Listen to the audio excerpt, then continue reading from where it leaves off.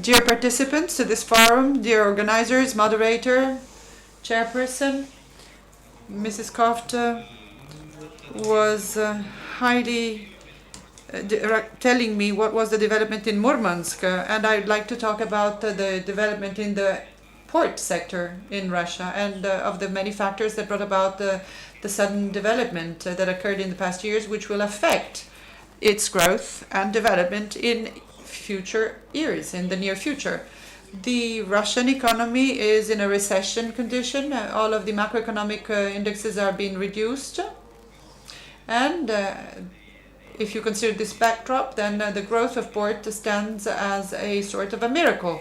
It seems almost impractical that a sector oriented on foreign trade, and it seems that the situation, depending on the dynamic of the economy,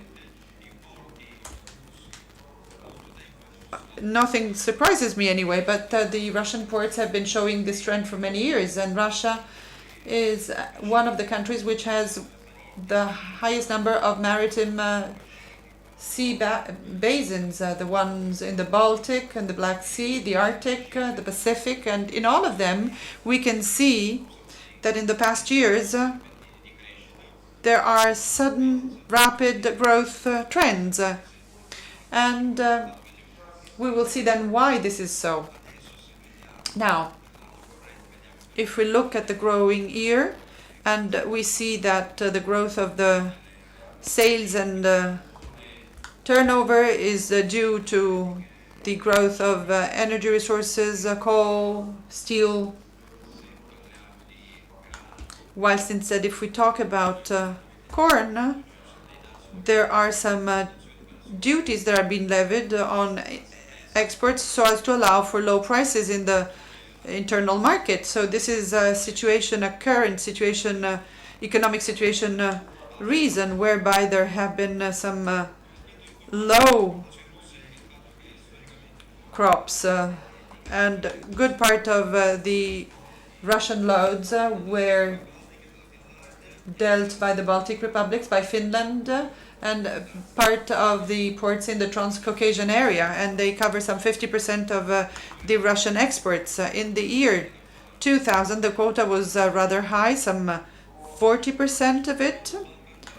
And starting from the year 2000, we see how the sales of and turnover of Russian ports is growing. We have new ports, such as the one of Luz-Luga. Meanwhile, I can tell you that it was a well-thought strategy, the one of the Russian government, because Russia then became an independent state. And that well-thought move was the one of allowing for all of the infrastructures, the needed infrastructures, so as to deal with all of the other markets worldwide, not only the ones in the Eurasian area. But if we take a look at the sales of oil products, which is handled by Russian ports, ports of the Baltic states, where many of the oil products are being processed. But as far as the dry goods, the situation seems to be rather more complex. Cities have been investing strongly in bordering areas, and this is what kept up their sales, and the success of imports of these kinds of goods is probably going to be a little bit slower, and it will probably mostly take place because of new situations occurring within Russian ports, which will little by little transfer goods coming from other bordering areas. Here you see some of the factors that have been allowing for the attractiveness of investments in the Russian ports.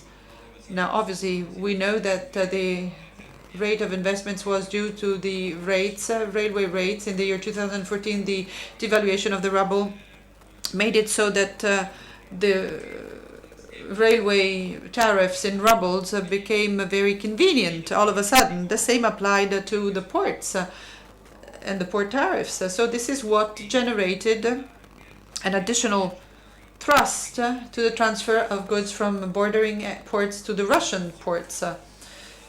We must also consider the recent decisions as to the development of ports in the Far East that have acquired the status of free ports, very convenient indeed for investors, such as the one in Vladivostok. We know that the Vladivostok will now, in a few months, benefit from a no-visa status, and this will allow for a further development in the Far East ports.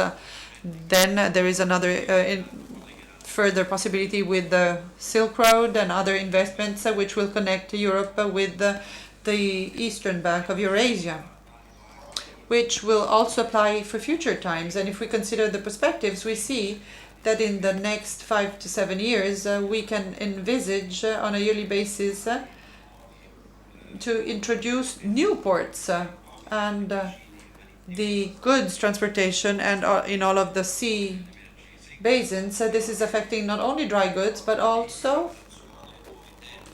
new terminals for containers in the Baltic ports. And all this should truly be interesting for investors, for companies that organize transports and transportations, and also for import and export operators as well. Let me say that the growth that we've seen in the Russian ports in the past 10-15 years, as a matter of fact, entails excellent perspectives to still continue in future years. And quite obviously, as far as foreign companies and other companies as well, this represents an interesting possibility to participate in this growth. Thank you for your attention, and by this I think I'm concluded. I'm finished.